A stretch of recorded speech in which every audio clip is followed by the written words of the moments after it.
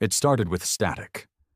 The alien cruiser Vorkaleth, sleek and gleaming like a floating dagger in space, slipped out of hyperfold above what their star maps labeled as Sector 441. Terra 3, a fringe system once marked as uninhabited, low interest. Captain Relk stared at the main screen, mandibles twitching as the sensors continued to flutter. Distorted readings, spikes, irregular energy surges. Everything looked wrong.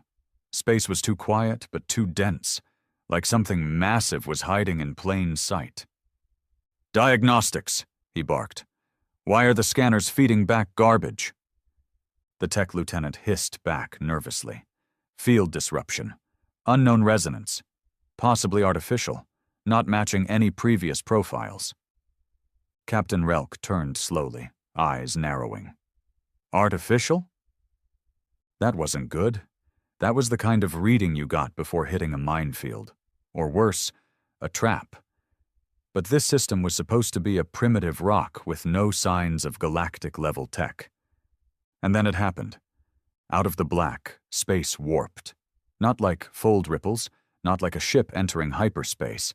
This was raw mass entering real space with zero pre-jump signature.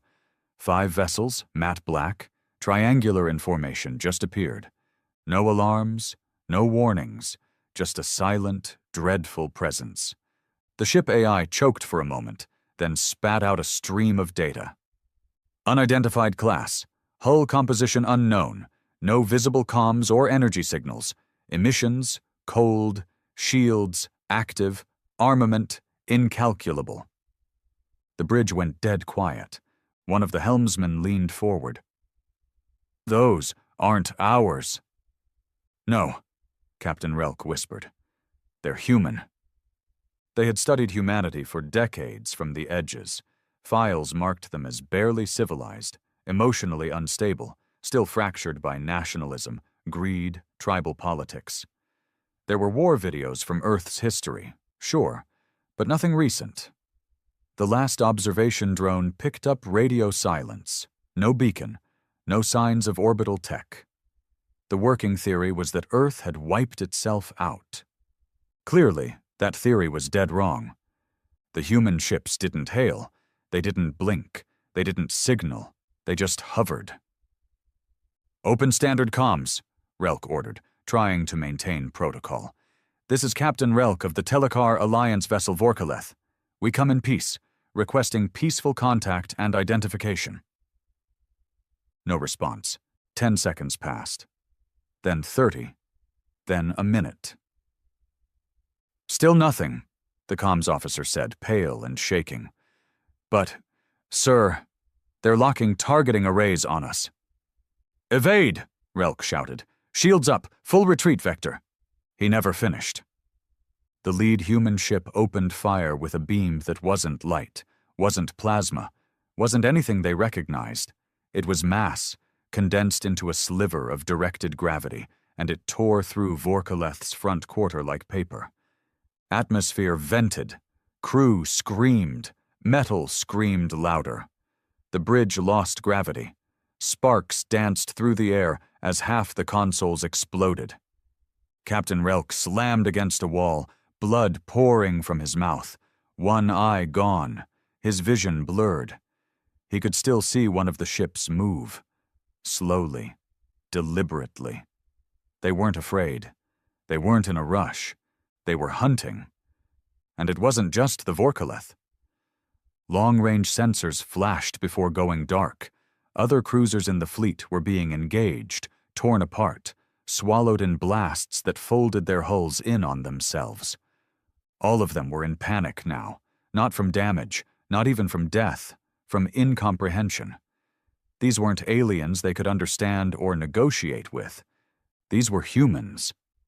And they had been underestimated. The bridge of the Vorkaleth was half-lit, emergency lights casting a reddish pall across mutilated walls. Metal groaned as the ship listed in space, stabilizers blown to hell. The smell of burned skin and coolant filled the air. Those who weren't dead yet wished they were. Captain Relk coughed blood into his palm. One leg didn't respond. His vision swam. Sparks popped somewhere near the remains of the main command panel. No more display, no more status readings. Just gut-level dread and a pulsing sensation in the base of his skull. The same raw instinct that warned prey when the predator wasn't done feeding. The humans hadn't even chased them yet. That's what broke him. That silence. Those ships didn't close in to finish them off. They just stayed still, like lions waiting for the gazelle to bleed out. He pulled himself toward a dead officer's wrist console. Manual system. Burned halfway through. Useless. They'd been reduced to primitives in a second. A crew of over 400 warriors, researchers, and techs reduced to gasping husks inside a dying shell. "Captain," someone whispered. He turned. Engineer Zorek, young, trembling, covered in soot and blood, clung to the wall behind the auxiliary vent. His left arm was mangled and bone jutted out near the elbow, but his eyes were clearer than anyone else's. Sane. For now. "We've lost life support," Zorek said, barely audible. "Main reactors hit. Backup cores venting. I've sealed compartments, but we're bleeding air." "How long?"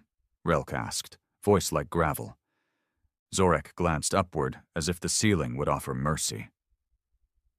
10 minutes. Maybe less. There was no point in asking for damage control. There was no crew left to issue commands to. And no hope of help. They weren't just under attack. They were being taught a lesson. "We can't have been the only ship hit," Relk said slowly. "The recon fleet had 6 cruisers. If someone made it to Hyperfold, maybe they can warn High Command." Zorek didn't answer. His silence told Relk everything.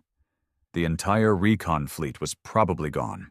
No survivors, no message, just vanishing.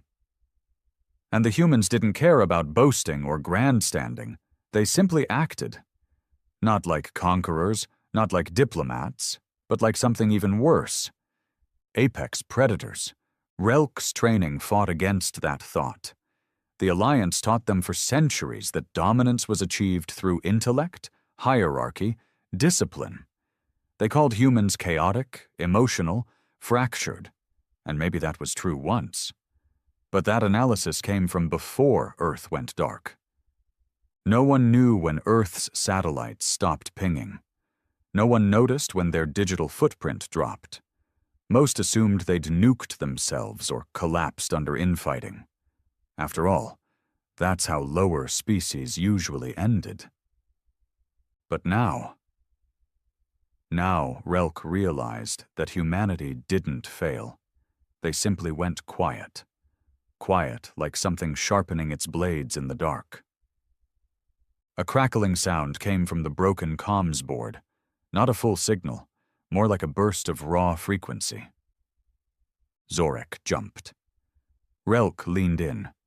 The noise shifted, warped, then reassembled itself into a voice, a human voice, male, deep, calm.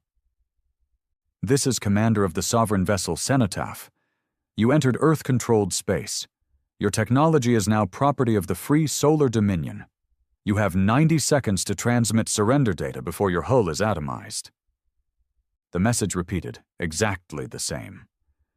Zorek blinked rapidly. "They're giving us a choice?" "No," Relk whispered. "They're marking territory." There was no way to transmit surrender data. Their systems were fried. Even if they could, what would humans do with it? Dissect them? Study their corpses? Worse? Relk tried to calculate their next move. Escape was impossible. Fighting was suicide. So he did what no Telekar captain had done in 5 centuries. He ordered self-destruction. Better to die as a warrior than become a test subject. He tapped into the backup manual core, his hand shaking. The system gave a low, red blink, power flow stable enough to trigger detonation. "Engineer!" he rasped. Do it! Make sure nothing survives this wreck, not even a data crystal. Zorak hesitated, but nodded. Outside, the human ships still hadn't moved. 5 shadows in the dark. No blinking lights, no energy flares, no visible engines, just floating death machines. Engaging core, Zorak said. Final pulse in 30. But he didn't finish. One of the human ships twitched, just slightly, and a lance of silent energy pulsed forward, not visible light, not detectable by their instruments. It was simply there, and then it wasn't. A flash, a ripple, and the Vorkaleth shuddered as its core disappeared, not exploded, not damaged, just gone. Zorak screamed. Not in pain, in fear. His fingers flew across the console. Sir, they disintegrated the core. Pinpoint, perfect hit. No residue, no detonation. How do you delete a reactor? Relk collapsed to his knees. The humans hadn't even destroyed them out of malice. They'd stopped the self-destruct to keep the ship intact. To preserve something. They wanted the ship. They wanted the data. Maybe even the crew. Listen to me, Relk said, grabbing Zorek's shoulder with a strength he didn't know he had. They're boarding. You understand? Not attacking. Boarding. They're going to cut this ship open and walk inside like we're vermin. He looked around at the barely alive crew members clinging to corners, sobbing in silence. No one gets taken, he said. Not one. We end it here. Zorak looked around, panicked. Then we vent the ship, all of it. Burn the data cores. I can still fry the navlogs manually. But he stopped talking when the temperature dropped. Not in degrees. Not physically. Something deeper, like the presence of cold. A silence that pressed in around them like an invisible fog. And then came the sound. Metal screeching from inside the ship. The breach. They didn't even see how it happened. 1 second there was an intact corridor. The next, a hole carved so clean it looked like a drawing. Atmosphere didn't vent. It simply ceased to exist. Footsteps echoed in. Heavy. Deliberate. Not the clanking of powered exosuits like the Alliance used. Not mechs. Boots. Human boots. 3 shadows emerged from the breach. Humanoid. Armored. Matte black, no markings, no visible weapons, but they radiated violence. The lead figure stepped over the body of a dead helmsman like he was luggage. Zorak raised a hand instinctively. We surrender! The figure didn't stop. Didn't speak, just looked. Then raised one hand, palm forward. Zorak froze. So did Relk. And then everything in the room, everything lifted into the air, not thrown, not exploded, just suspended. Bodies, consoles, even loose wires, held in place by invisible force. Zorak gasped. That's not tech. That's a sudden twist. Every suspended object rotated violently in midair, then slammed into the walls in unison. Zorek's skull cracked like fruit. Relk hit the wall hard enough to black out. When he woke up, he was alone. Not just on the bridge. The ship was empty. Not a body left. No sounds. No lights. Only the breathing of his own lungs and the quiet hum of machinery he no longer controlled. He didn't know how long he sat there. Time had no meaning anymore. They could have taken him hours ago. Maybe days. But the voice returned. Your failure is complete. You were never prepared. You never will be. Earth is no longer open for visitation. Another pause.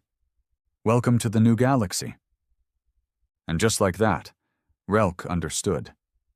This wasn't a war. It was a reintroduction. Humans had waited, watched, built in silence. And when they emerged, they didn't negotiate. They didn't trade. They didn't explain. They just showed the galaxy what they'd become, and it terrified everything that breathed. Admiral Drekken of the Verne Coalition stood in the middle of the high command chamber, arms clasped tightly behind his back, a heavy silence pressing into the cold, black stone around him. Dozens of ranking officials lined the semicircle chamber, tall reptilian figures, gray-skinned, horned, and calculating, each fixated on the same set of distorted, flickering footage playing in the center of the room. The Vorkaleth's final transmission. No visuals, only sound. Static. Then the voice. You entered Earth-controlled space. Your technology is now property of the free solar dominion. The message looped, just as it had in the corrupted stream received earlier. No further data. No survivors. Drekken's jaw flexed, the skin under his scaled eye twitching. He had led war campaigns against the Serethi rebellion. He'd seen entire colonies burn. But this was different. The humans hadn't declared war. They hadn't issued demands. They hadn't even left a corpse behind. The Vorkaleth had been neutered, not defeated. A warship dismantled in seconds. It wasn't a battle. It was a demonstration. I warned them, General Akthol muttered, low and bitter. We should have sterilized that system years ago. We all saw the red flags when Earth went dark. No communications, no colony signals, no off-world trade. But the Council wrote them off as extinct. Drekken nodded slowly, his voice cold. They didn't go extinct. They went quiet. Silence fell across the chamber. One of the tech liaisons stepped forward nervously, placing a projection tablet on the display. We've analyzed what fragments remain from Vorkaleth's transmission. They show evidence of directed gravitational fields, weaponized at tactical scale, impossible based on known physics. Another added, the sensors detected a momentary quantum fold, not a full jump, not wormhole displacement. Something else. They didn't just jump to real space. They entered. Sideways. Drekken narrowed his eyes. Sideways? Phase bleed, the tech whispered. The human ships came from a pocket vector, like they were already there, but not. One of the old counselors bared his teeth. They've developed phase weapons and stealth real space transit. That violates every known limit of pre-ascended tech. Are you saying the humans ascended while we weren't watching? No, Drekken said. I'm saying they didn't want us to watch. There was a deep, heavy pause. They hid ascension? Someone whispered. That was unthinkable. Ascension, crossing the final barrier between biological civilization and interdimensional capability, was something celebrated. Broadcast, used for political dominance. It usually took thousands of years of research, trillions of credits, dozens of failed AIs, and planetary-scale sacrifices. But humanity had done it in silence. Or maybe not ascension in the traditional sense. Maybe they'd found another way. A dirtier, faster, more dangerous route, the kind only humans would risk. Drekken remembered the old archives. Back when humans had first entered galactic awareness, they were loud, primitive, emotional, volatile. They built clunky ships and threw nukes like tantrums. They fought themselves more than anyone else. The Council laughed them off. But then Earth fell quiet. Drekken had been one of the few to raise concerns. That kind of silence from such a chaotic species was unnatural. But no one listened. The Telekar Alliance focused on expansion, war, diplomacy. Earth was a ghost, a low-tier grave world with no value. Nothing came in. Nothing came out. Until now. Until 5 ships wiped a recon fleet clean from existence. We need a retaliation fleet, one general barked. Strike them now while they're still re-emerging. With what? Drekken snapped, spinning toward him. You want to send our cruisers into that system, let them vanish too? They didn't just destroy the Vorkaleth, they intercepted the self-destruct, disassembled the core mid-process, and removed the bodies without alerting any surveillance system. Do you even grasp the scale of that kind of control? He wasn't yelling, but his tone was lethal. These aren't just warships, they're hunters, and we walked into their trap. Counselor Demarek, the oldest among them, leaned forward with his long fingers laced together. There is precedent, he murmured, in the old war scrolls, a record from the Zurin dynasty, a race called the Alkar, feral, planetary, aggressive. They discovered dark stream manipulation and harnessed it not for science, but for violence. They slaughtered 6 star nations before they were contained. Drekan nodded, and they were eradicated by the collective. Counselor Demarek's eyes glinted. Perhaps the humans are the Alkar's legacy, or worse. Perhaps they're what the Alkar feared. A cold silence swallowed the room. The implications were horrifying. "What do we do?" a younger general asked, more fear than bravado in his voice. "We don't send ships," Drekan said. "We send ghosts." Everyone turned to him.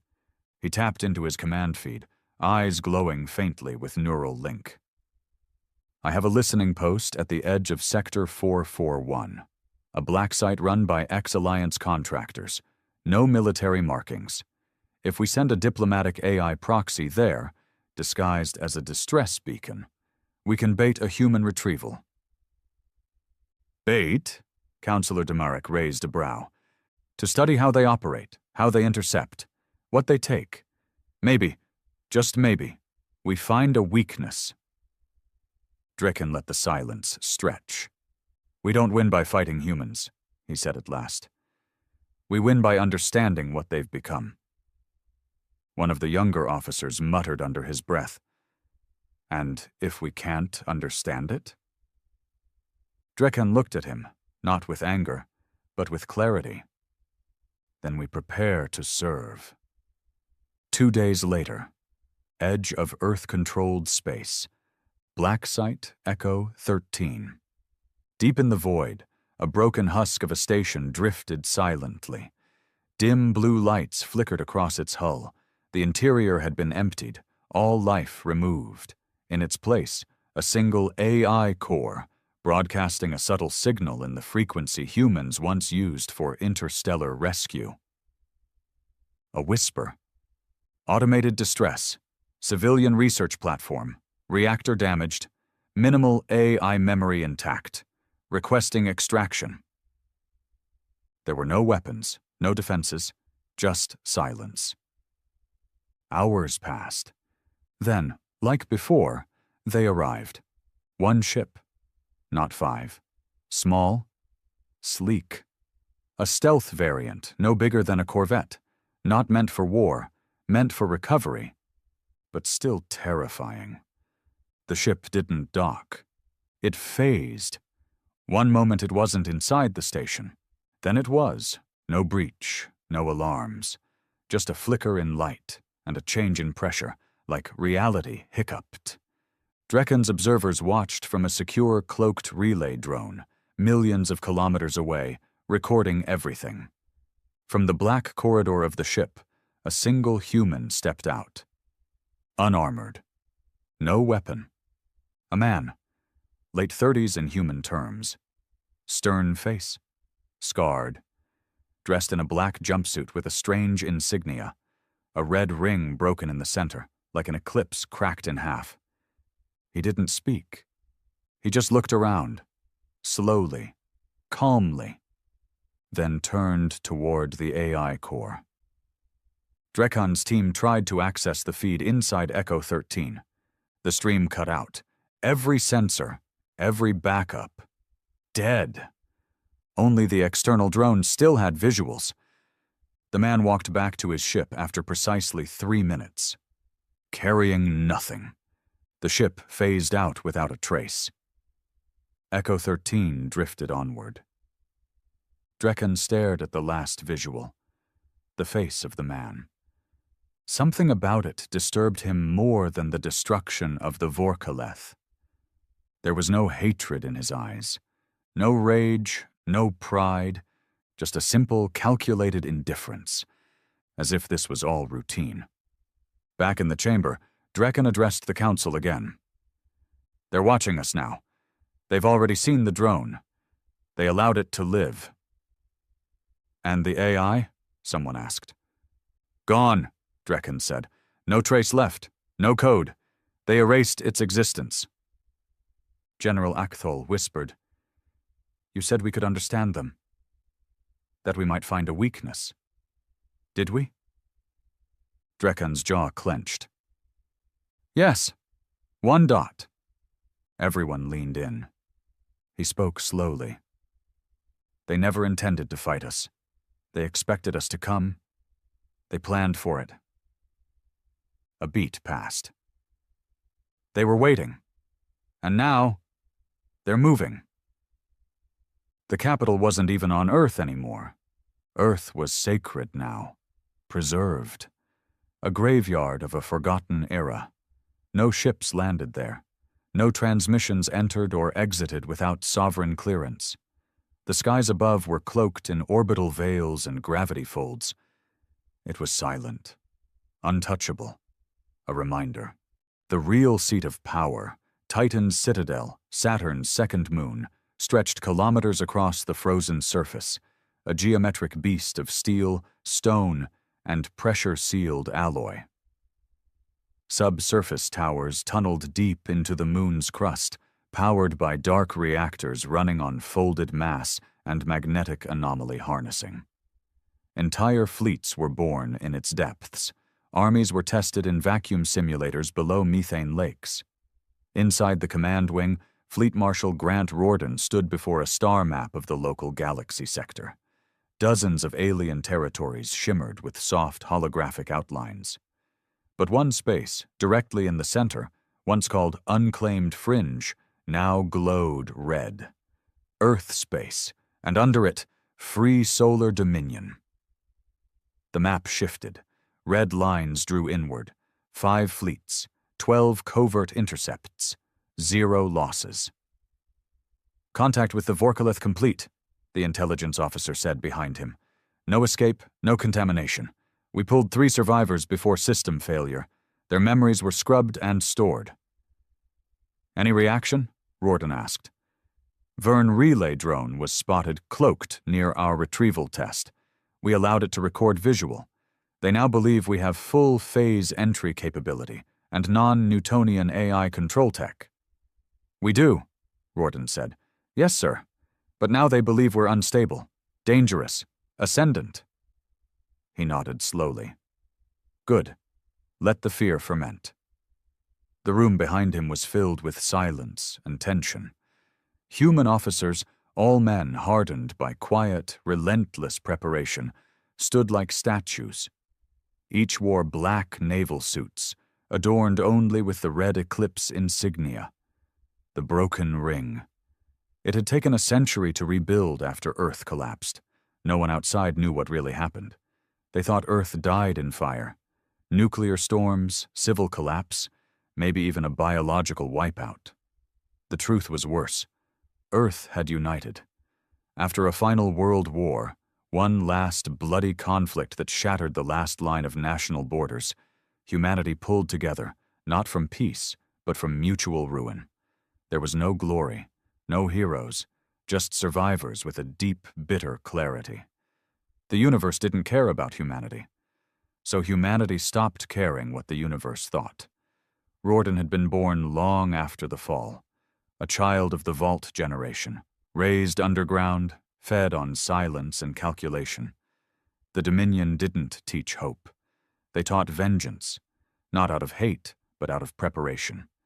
They knew the others would come back. The alien races who once observed Earth with curiosity or contempt would eventually find the quiet planet again. So Earth waited, watched, learned. They stole what technology they needed from broken probes, crashed drones, dying scouts. They disassembled everything they could find. Then they improved it. Faster, smarter, crueler. Now, Rorden stood at the helm of what no alien empire had seen before. The rise of a human war machine built without ego, without borders, without mercy. He turned to the shadowed chamber beyond the bridge, where the director of Dominion Intelligence, a gray-eyed man named Colonel Rhys Maddox, waited silently by the observation rail. "You let the Vorkaleth send one final ping," Rorden said, "not a question." Maddox nodded. "The Vern picked it up. They're panicking, scrambling fleets, whispering of our ascension. Any spies left in the council ranks?" "A few sleepers," Maddox replied, "but the Vern are already doing what we expected. They've pulled back frontier units and issued diplomatic silences to the minor races." "And the Tilakar?" Maddox smirked faintly. "Still clinging to pride. They'll throw a war fleet at us soon, just to see if we blink." Rorden's jaw tightened. "Let them." He turned back to the map. "We don't meet them in the void. We let them cross the burn line. Then we drop the veil." That was what the aliens didn't understand. Earth wasn't just hiding behind stealth tech. Earth had rewritten physics. The burn line was the Dominion's deepest secret. A region of space that looked empty, quiet, stable, unguarded. But it wasn't. It was a trap woven into space-time itself. A region folded by gravity signatures and disguised mass, full of anti-space mines, artificial dark matter nets, null drag fields, and smart hull-piercing nanoclusters waiting to digest intruders in silence. No one crossed the burn line and lived. "You're awfully calm," Maddox said behind him. "I spent 20 years designing what they're about to die in," Rorden replied, eyes never leaving the map. "And they think they're sending warships. They're sending data." "Should we broadcast?" Maddox asked. "Make a formal declaration?" Rorden shook his head. "They don't deserve our words. They watched our world bleed. They left us in silence. They pretended we were nothing. We'll show them what nothing becomes when it's left alone for too long." Maddox was quiet for a moment. Then he asked, "And the prisoners?" "From the Vorkaleth?" "They alive? They alive?" "Technically. One's missing an eye. Another had a cardiac rupture. The third hasn't spoken since extraction. They've been moved to Echo Black." Rorden thought for a moment. "Have Aegis Unit pull the memories. No sedation. Full scan. I want emotion triggers and fear response sequences cataloged." Maddox raised an eyebrow. "Ethical constraints?" "We don't have any." "Good." Outside the chamber, one of the orbital veils pulsed faintly. Another fleet had finished phasing in. Dominion Fleet Theta 4. 10 warships, cloaked, cold, hungry. Rorden didn't smile. He didn't need to. This wasn't pride. This was the return. The humans didn't want galactic rule. They didn't want colonies. They didn't even want recognition. They wanted revenge through dominance. They had seen what the galaxy had to offer. Greed, posturing, arrogance, petty politics, alliances built on treaties and backroom deals, empires collapsing under the weight of their own corruption. Humans had no patience for that. They didn't plan to sit at the galactic table.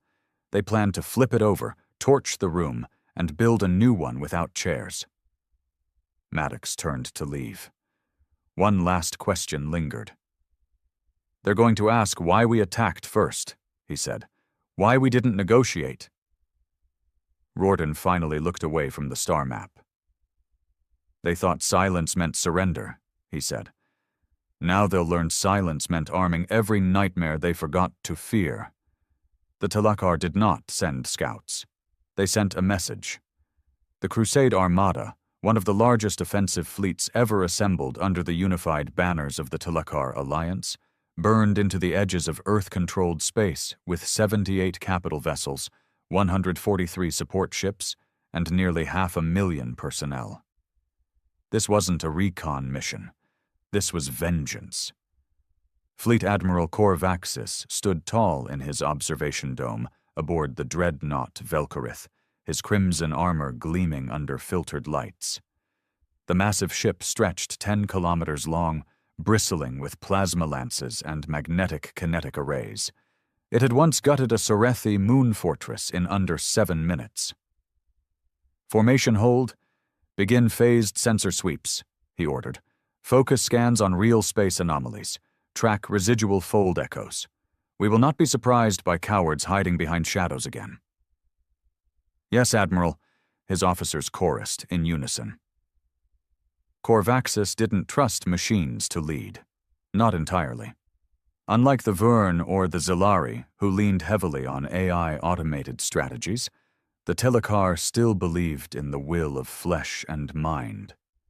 Victory came not from programming, but from dominance. He'd reviewed the Vorkaleth incident 100 times. Something about it didn't sit right. No standard tactic, no energy signature patterns, just deletion. But now they were ready. He had a full war fleet, reinforced shields, anti-phase armor, core-locked reactors. Let the humans try their tricks again. He'd burn them from their cradle and scatter their remains across the void. But for 2 hours? Nothing happened. Not a blip. Not a scan anomaly. Not a whisper of movement. They passed through the outer belt of Sector 441. Charts labeled it as barren, a cold system with dust clouds, a dead sun, and scattered debris rings. But now it shimmered oddly. Subspace ripple detected, the lead sensor officer called. Small, directionless. Mining activity? Corvaxis asked. Unknown. Doesn't match known patterns. Another pause. Then 3 more ripples. Different vectors. No source. Then silence again. Corvaxis clenched his jaw. Deploy hunter probes. 10 swarms. Randomized pattern. A dozen destroyers broke formation and launched streams of spherical drones that zipped through space, blinking as they engaged scan sweeps. Still nothing. Until 2 of them just stopped. No explosion. No interference warning. No signal. One frame showed the probe mid-scan, then in the next millisecond, it was just gone. Like it had never existed. What is this? Corvaxis growled. More blips now. Across the fleet, ghost signatures, shadows, echoes that didn't make sense. Then the static began. Communications chatter was clipped. Bridge lights flickered. EM harmonics are destabilizing, someone shouted. Something's interfering with real space resonance. Pull back, Corvaxis snapped. Rear formations drop to defensive arcs. Lock down the core comm. He was cut off. One of the escort cruisers simply vanished. Not exploded, not broken. Just gone. One frame on the feed showed it intact. The next, nothing but dust and some slowly twisting metal slivers. Then another ship folded inward, screaming across the comms before its reactor turned on itself and imploded in perfect symmetry. A ripple wave passed through the fleet, and half their long-range sensors froze. Corvaxis shouted above the chaos. Hardburn shields, all vessels maximum power to grav-warp barriers, fire at will, target anything that moves. The Velkorith's gunners opened up, lancing blind plasma into the dark. The void lit up with a storm of color, violet streaks, magnetic arcs, and bursts of radiation. But no return fire came. And then, the real weapons arrived. From nowhere 1,000 microshards moved. Not ships, not drones, something smaller. A cloud of smart debris, each shard invisible until impact. They hit with perfect precision. One pierced through a cruiser's primary nav core, causing a chain reaction that folded its hull like paper. Another embedded inside a dreadnought reactor and froze the time loop stabilizer, causing a delayed implosion 6 seconds later. A destroyer's command pod was sliced clean off, spinning silently into the dark. Corvaxis watched in disbelief as his fleet, his mighty, unstoppable fleet, began falling apart without ever seeing an enemy vessel. "Where are they?" he bellowed. "Still no visual? No heat signatures? No energy bursts? They're—" A shudder tore through the Velkarith. The lights went red. Corvaxis slammed into a bulkhead as the ship lurched. Gravity buckled. Walls cracked. He scrambled to his command chair. A slow dread crept into his chest. They weren't fighting ships. They were fighting space itself. Somewhere above them, beyond detection, in absolute stealth, the Dominion's burn line was feeding. Inside a cloaked command vessel hovering just outside the battlefield, Commander Elias Thorne, one of the Dominion's most ruthless burn line tacticians, watched silently. He didn't speak. He didn't move. The AI interface beside him pulsed gently, monitoring thousands of micro-events in real time. "Fleet is breaking down," the AI reported calmly. 37% structural collapse. Target nodes neutralized. Interference grid at full saturation. Thorne nodded once. "Phase the veil," he said softly. The AI obeyed. Space shimmered, and for the first time, the human ships appeared. Not many, just 6. 6 matte black warships drifting forward slowly, arranged in a precise geometric formation. They didn't blink, didn't fire. They just hovered, like judges waiting for sentence to carry out. Corvaxis saw them, finally, on the failing sensor feed. "Lock targets," he roared. "Fire everything." And they did. Plasma, torpedoes, energy beams, radiological warheads.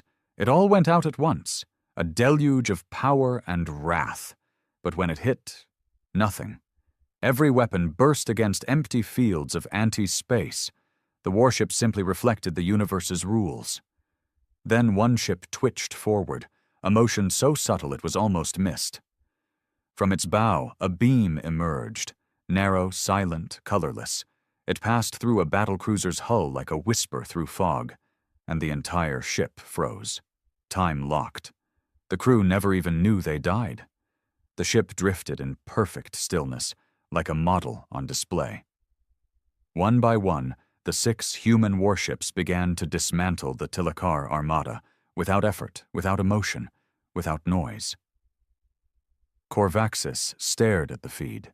His officers screamed, died, burned. And he realized in his final seconds, they never had a chance. This wasn't war.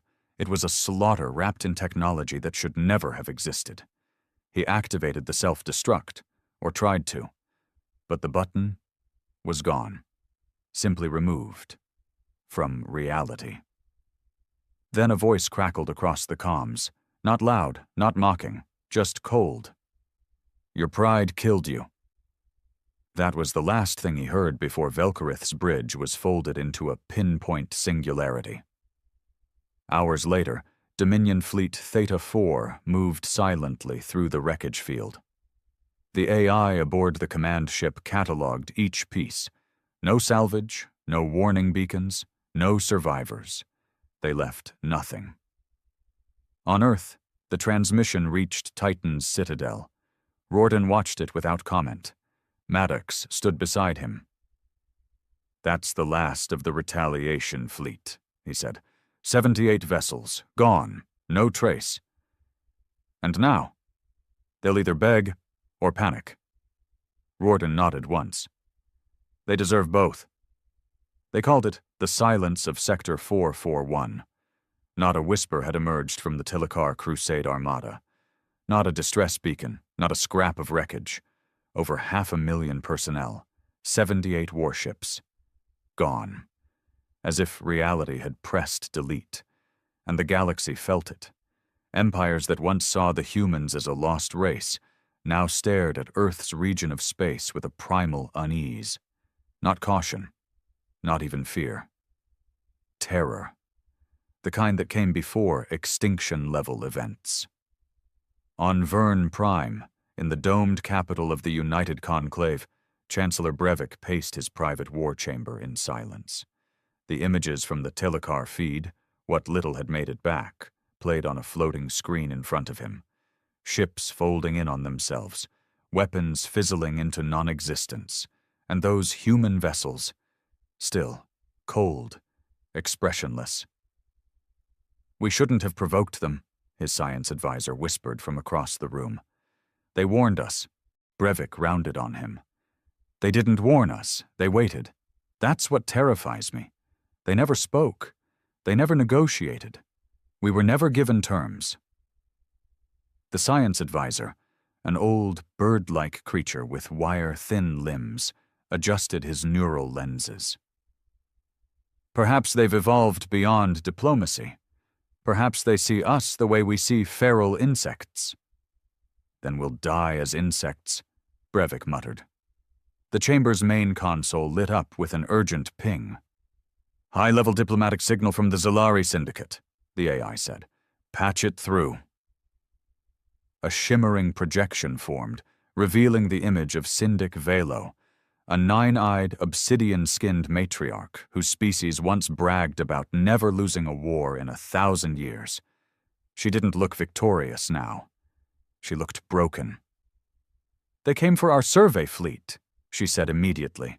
"It was a science detachment, unarmed, just 3 vessels. They sent 1 ship." Brevik leaned forward. "And?" "They boarded us. They took our memory cores, extracted everything, and left 1 message carved into the hull before destroying the ships." The room tensed. "What did it say?" Brevik asked. Velo's voice cracked. "Stay out of the dark." Brevik's heart nearly stopped. "This is psychological warfare," he said quietly. "They're not just destroying our fleets. They're programming our fear, 1 empire at a time." The science advisor turned slowly. "We have no choice, Chancellor. We must attempt contact." "And say what?" Brevik snapped. "Sorry we forgot you existed?" "Better that," the advisor said carefully, "than waiting for them to remind us we were never important to begin with." 2 days later. Free Solar Dominion, outer sensor wall, burn line. Echo 7. A small diplomatic cruiser floated outside the artificial barrier, pulsing with a universal peace signal. Its transponders were loaded with over 40 galactic dialects, embedded with a soft-coded AI designed for translation and submission. Inside the sleek vessel, 2 delegates sat silently, one from the Vern, one from the Telekar, both chosen because of their survival history. Both had faced extinction once before and lived. Now, they were here to offer surrender without using the word. "I don't like this," the Vern delegate whispered. "We're sitting in a death trap." "It's diplomacy," the Telekar growled. "It's always a death trap." Outside the viewport, the black void shimmered. The burn line's gravity folds were subtle, like underwater distortions. 1 wrong move, 1 inch too far, and the entire vessel could be pulled into non-space, a region where time and matter didn't apply. Then the shimmer shifted. Something moved. No fold signature, no warp, no ripple, just presence. A human ship phased into view 20 kilometers off their bow, one of the smaller stealth command vessels, its hull matte and seamless. It did not respond to hails. It did not transmit a signal. It just waited. "Proceed with the data packet," the Vern delegate said, palms sweating. The AI on board pulsed once and beamed a short-range packet, a compressed sequence of surrender terminology, peace declarations, memory logs, and cultural maps. The human ship remained still. Then a voice appeared on the comms. Male, cold, human. "You have 1 speaker. Choose." The delegates froze. "Speaker for what?" the Telekar asked.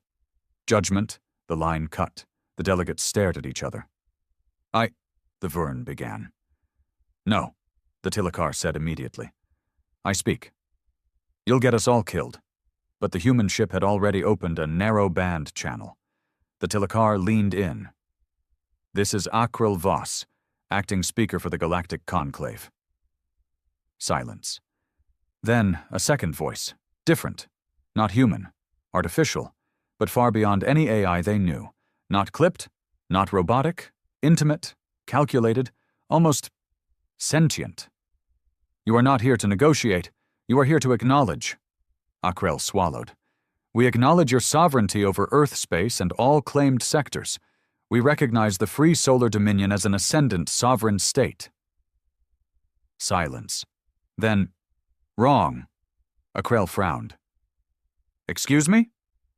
You do not recognize us. You recognize your place beneath us. That is the only truth you have left." The Vern delegate twitched. The voice continued. "You left us to rot. You assumed we would die. You circled our grave and called it justice. And now you pretend submission is apology. We are not angry. We are correcting the galaxy." The room went ice cold. Then came the final words. "The Dominion is not open to diplomacy. You will not send ships. You will not send signals. You will obey the void we grant you, and be grateful it is not deeper." The transmission ended. The human ship vanished, not warped, not jumped, just gone. The diplomatic cruiser sat in silence. Then the nav system locked up. Engines shut down. A soft ping appeared on the screen. "Return path accepted. Leave." 3 days later, back on Vern Prime, United Conclave Chambers, panic had begun. 1,000 alien systems had heard whispers. Some began evacuating fringe stations. Others began burning data to avoid detection. Entire species once drunk on expansion were now caving in on themselves. Brevik stood before the Grand Conclave, eyes heavy, body exhausted. "They do not want peace," he said bluntly.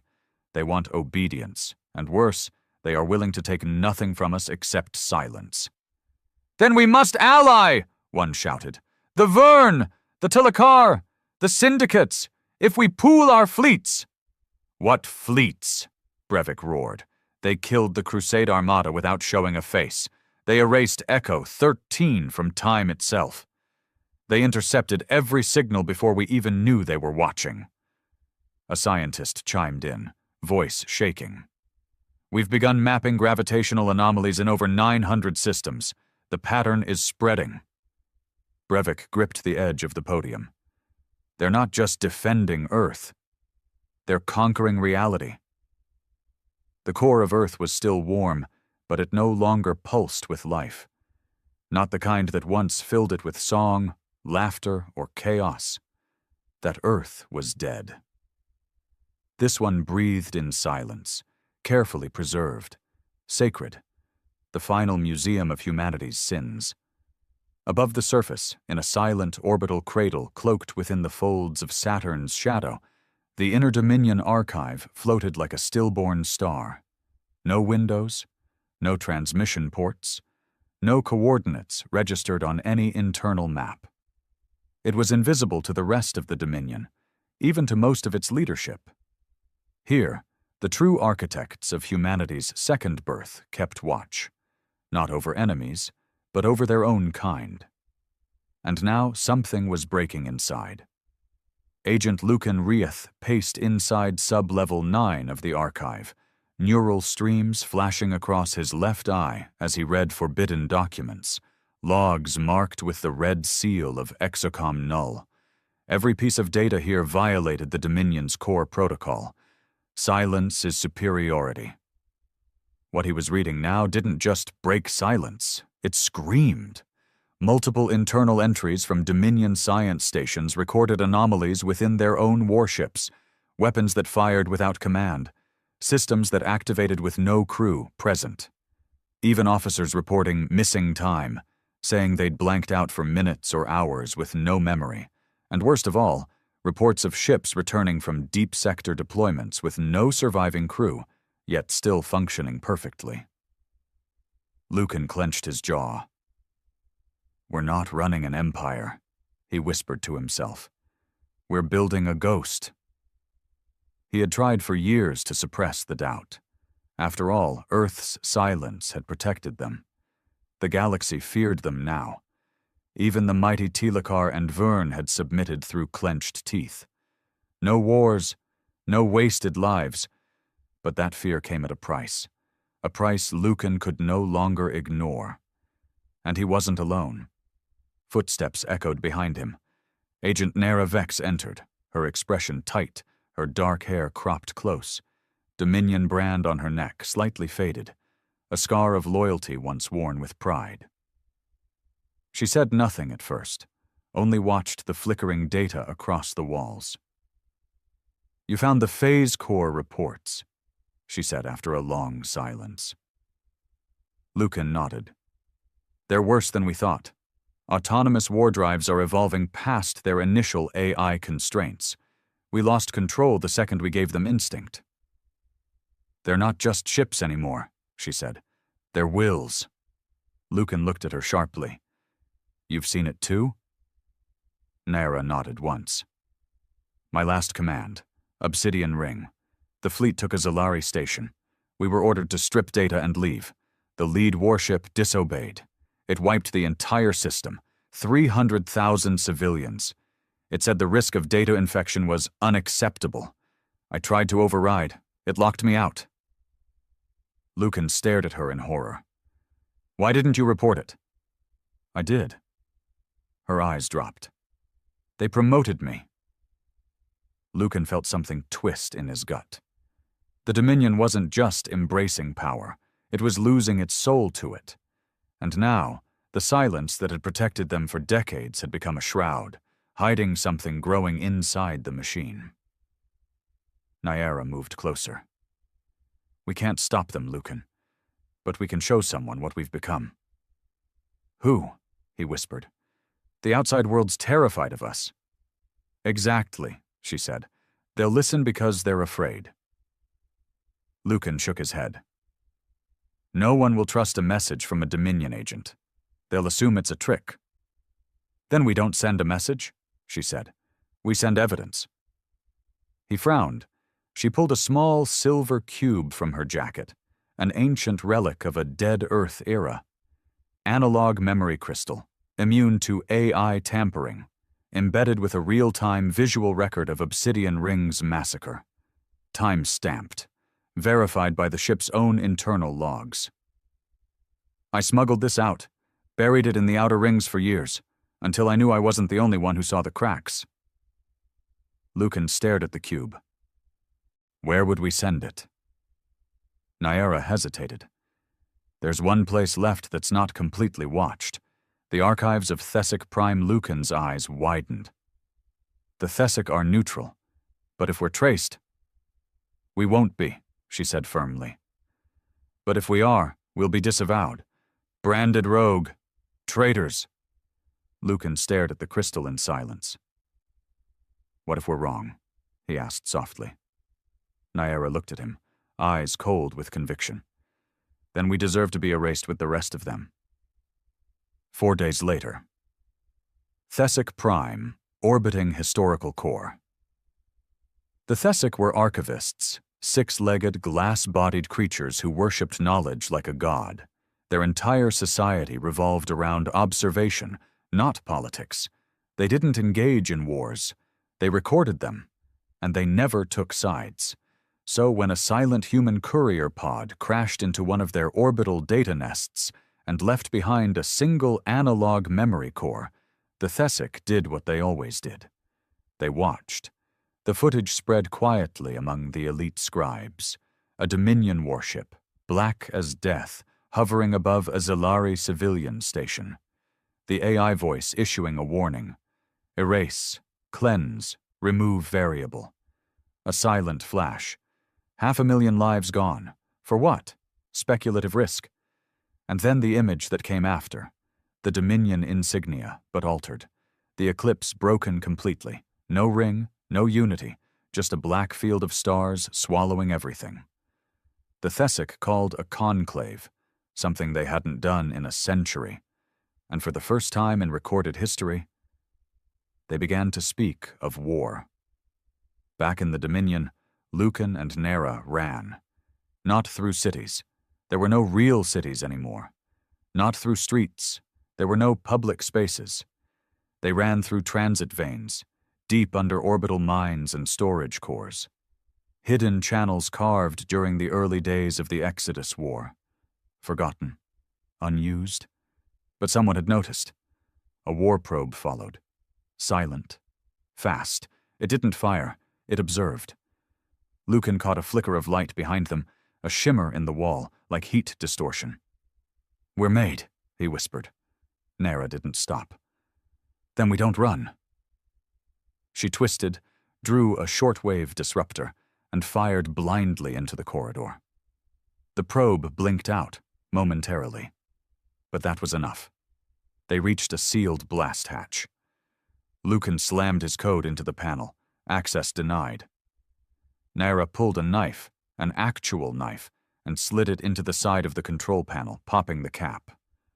Old Earth trick, the wiring exposed. She hot-wired it. The door hissed open, and standing inside was a man they hadn't seen in 6 years, Commander Elias Thorne. Alive, and watching them with eyes colder than space. "Lucan Reth," Thorne said. "Nera Vex, agents of Dominion Silence. You were presumed compromised." Lucan stepped forward. "We were, by our own conscience." Thorne looked at the memory crystal in Nera's hand. "You stole internal Dominion footage, spread it outside protocol, risked interstellar engagement." Lucan nodded. "We showed them the truth." Thorne didn't blink. "Good."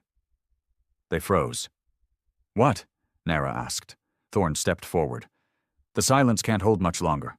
Some of us knew that." Lucan's eyes narrowed. "Some?" "There are those within the Dominion," Thorne said carefully, "who understand that absolute fear will turn on itself.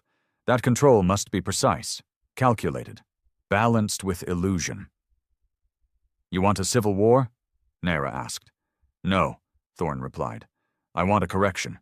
The Dominion was created to protect humanity, not to become a god." He held out his hand. "Come with me." Lucan hesitated, then handed him the cube. Thorne crushed it in his palm, and inserted the core chip into a nearby relay node. Not to erase it, to upload it, across every known archive, even the galactic net. "Now the galaxy knows," Thorne said softly. "Now they'll stop fearing us like gods, and start fearing us like men again." The galactic net shattered in waves. The footage spread like a virus, every neutral archive, every outpost, every observatory node. It wasn't a declaration of war. It was an exposure. The Free Solar Dominion's silence was no longer just mystery. It was recorded genocide. Civilian stations annihilated not for attack, not even for defiance, but for existing too close to Earth's territory. Across hundreds of worlds, shock gave way to terror. Terror gave way to rage, and rage bred unity. For the first time since the galaxy splintered into factions, syndicates, and squabbling coalitions, the Outer Species Accord convened again, a summit of every race, empire, and civilization that had once deemed the humans irrelevant. Now, they couldn't ignore them. In the core amphitheater of Thessic Prime, 124 sovereign voices echoed at once, each screaming for response, justice, or blood. They claim dominion over the void itself. They erased entire worlds and say nothing. This is not ascension. This is submission through silence.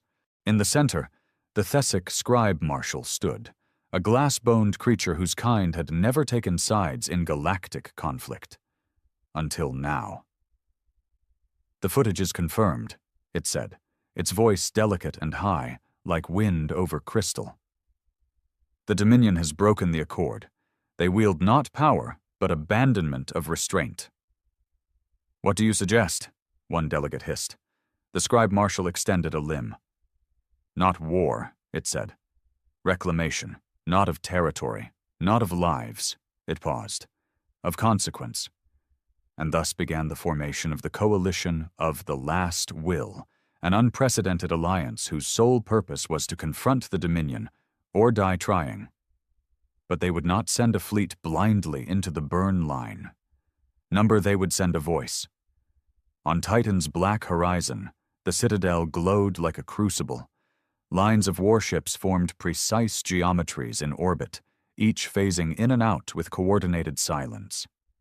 Inside, Fleet Marshal Rorden stood with his hands behind his back, watching the public feed flicker with chaos. He did not look surprised. Colonel Maddox entered the chamber without announcement. "They saw the footage," he said bluntly. "I let them," Rorden replied. Maddox raised an eyebrow. "You wanted the Accord to form?" "They had to unify," Rorden said, "before they could be dismantled properly."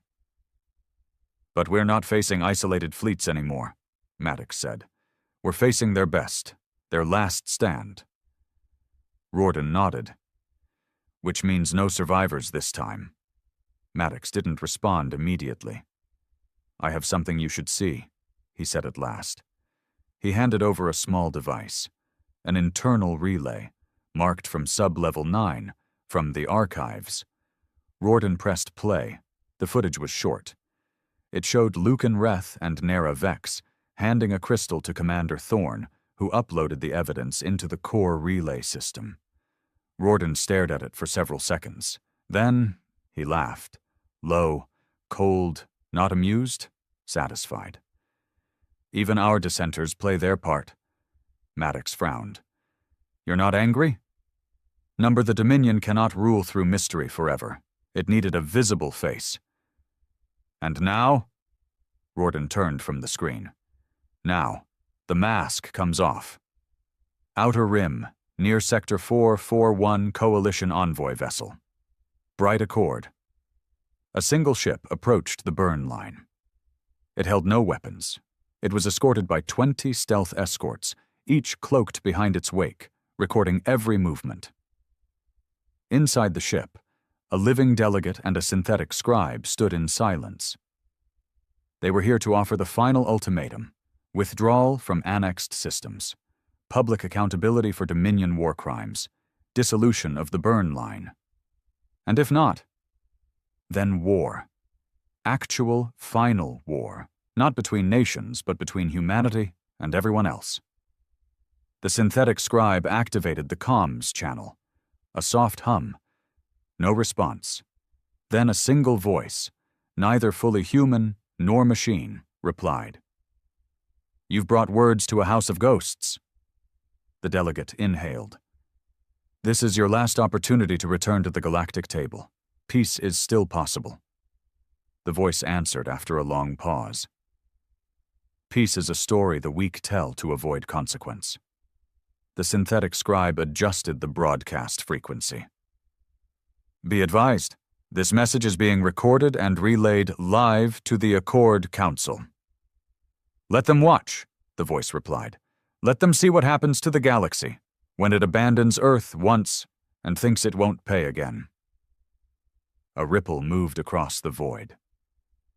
The burn line opened, and Earth itself appeared behind it, the first public glimpse of the new Earth in 90 years. It was black, not dead, not broken, but rebuilt. A sphere of layered megacities, orbital rings, defense grids that wrapped the planet like armored skin. Every inch was engineered. But what stood out most was the lack of light. There were no city flares, no atmospheric bloom, just a world, watching, waiting. Rorden's voice cut through the silence. "Send your fleets, send your martyrs, send your last hopes. When you reach our walls, we will show you what it means to be forgotten." The burn line collapsed.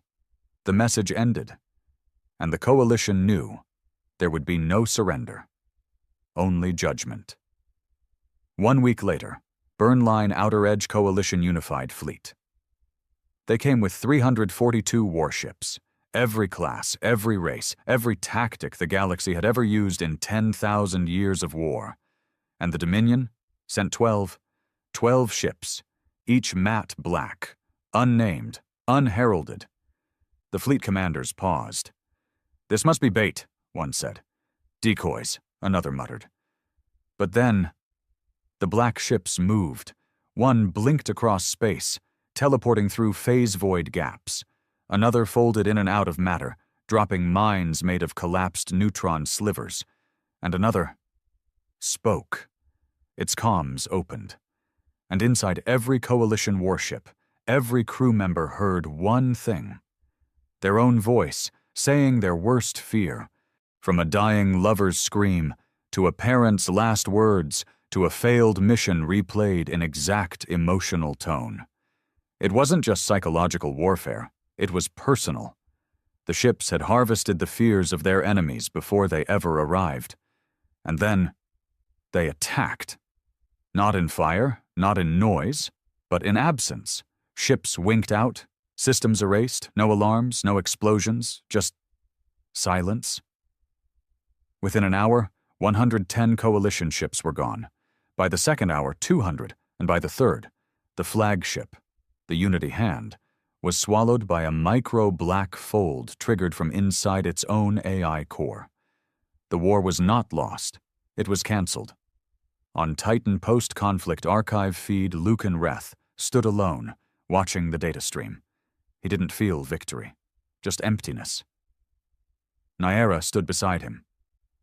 "We should have died in that field," she said. "No," he said. "We needed to see it through." She looked at him. "So now what?" "We rule the ashes." "No," another voice said. They turned. Rawdon entered the chamber. For once he looked tired. Not weak, not broken, but real. "You were right," he said. "The silence became too heavy.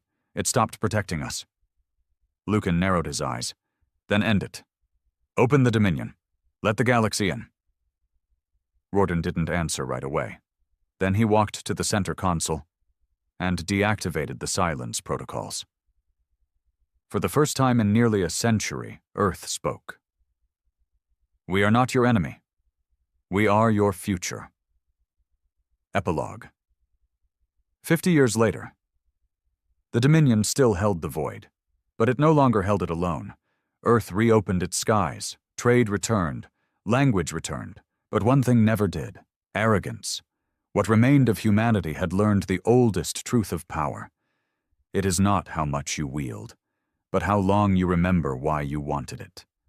The burn line became a monument, a ring of ships left dormant, unmoving, watching, not to defend Earth, but to remind it what happens when you lose yourself in silence.